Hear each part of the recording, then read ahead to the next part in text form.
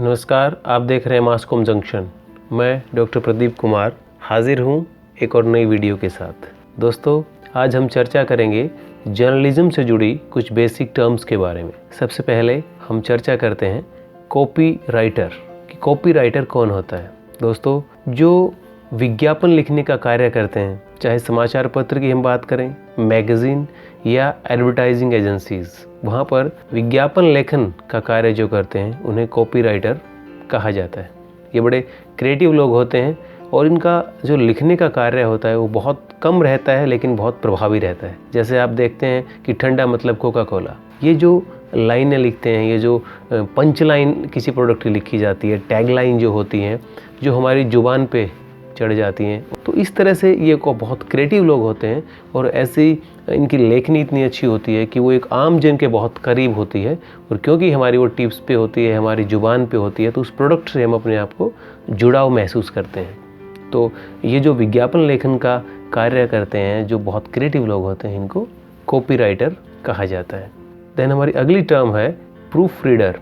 जी हाँ, proof reader वो लोग होते हैं जो समाचार पत्र, पत्रिका या जो पुस्तकों के जो प्रकाशन हाउस हैं, वहाँ पर जो समाचार या जो राइटअप अलग अलग हैं, उनमें व्याकरणिक जो त्रुटियाँ होती हैं या भाषा के लिहाज से जो गलतियाँ होती हैं, उनको दुरुस्त करने का, उनको ठीक करने का कार्य करते हैं। हालांकि आजकल समाचार पत्र पत्रिकाओं में जो प्रूफ रीडर हैं उनकी भूमिका बहुत कम रह गई है, क्योंकि डिजिटली जो प्रूफ रीडिंग होती है और बहुत से सॉफ्टवेयर ऐसे हैं जो खुद ही जिनमें व्याकरणिक जो गलतियां हैं, जो ग्रामेटिकल मिस्टेक्स हैं, वो ठीक हो जाती हैं। लेकिन आज भी जो बुक्स के जो पब्लिशिंग हाउस हैं, वहाँ पर प्रूफ रीडर बाकायदा काम करते हैं और प्रिंट निकाल करके उनको चेक करते हैं। और आज भी जो पुस्तक प्रकाशित होती हैं वो प्रूफ उनका रीड किया जाता है। लेकिन पत्रिकाएं और समाचार पत्र जो है वहाँ पर आजकल चलन नहीं है प्रूफ रीडर को रखने का। देन हमारी अगली टर्म है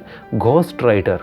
जी हाँ, घोस्ट राइटर वो होते हैं जो राइटअप तो लिखते हैं, अलग अलग राइटअप, इनको चाहे आर्टिकल की हम बात करें, फ्यूचर की बात करें, इवन अगर हम बॉलीवुड में जो लिरिक्स राइटर होते हैं, गाने भी ऐसे हैं, स्क्रिप्ट बहुत लिखते हैं शॉर्ट फिल्म्स की, लेकिन एक्चुअल में उनको क्रेडिट नहीं मिलता।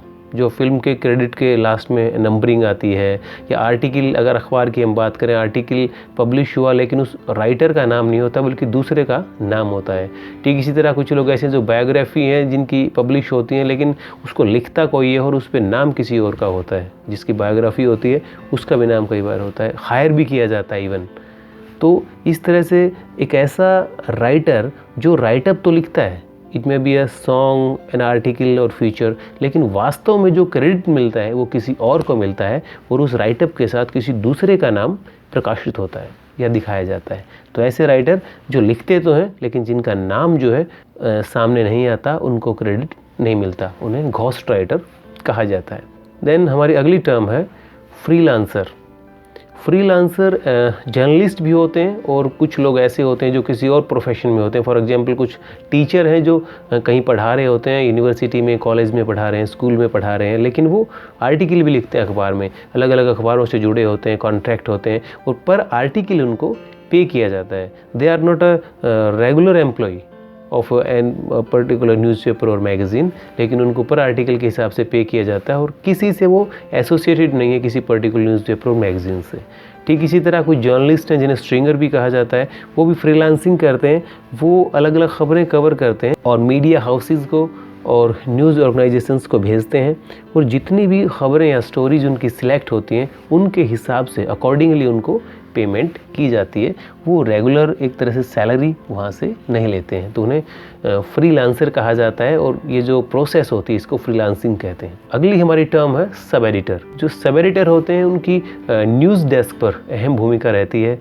हम बात करें तो समाचार पत्र और पत्रिकाओं की, तो वहाँ पर जो खबरों के संपादन का कार्य है, जो न्यूज़ रिपोर्टर होते हैं वो खबरों को कलेक्ट करके उनको लिख करके न्यूज़ की फॉर्म में वो डेस्क पर भेजते हैं और डेस्क पर जो अहम जिम्मा होता है उन खबरों की चेकिंग करने का, क्रॉस चेकिंग करने का, उनका संपादन करना, उनका अच्छे हेडिंग्स लगाना, लेआउट डिज़ाइनिंग, वो जितनी भूमिका होती है एक सब एडिटर की होती है और एक रिपोर्टर की मेहनत को एक तरीके से बढ़िया तरीके से प्रस्तुत करता है लोगों के सामने। अगले दिन जो अखबार हाथों में पाठकों के आता है उस पर जो मेहनत होती है ठीक है, वो कैसा अखबार दिखे, उसका प्रस्तुतिकरण कैसा हो, वो सारी जिम्मेदारी एक सब एडिटर की होती है।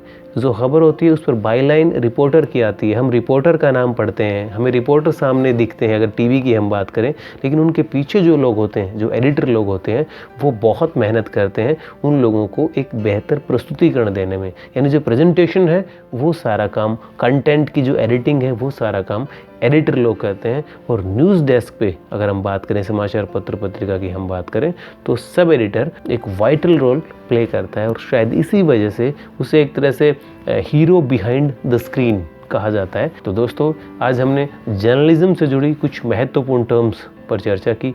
उम्मीद करते हैं आपको ये टर्म्स अच्छे से हमारे एग्जाम्पल्स के ज़रिए समझ आई होंगी और ज़रूर इनका कुछ फ़ायदा आपको अपने करियर में मिलेगा। इसी के साथ अब हम आपसे विदा लेते हैं। जल्द हाजिर होंगे एक और नई वीडियो के साथ। धन्यवाद।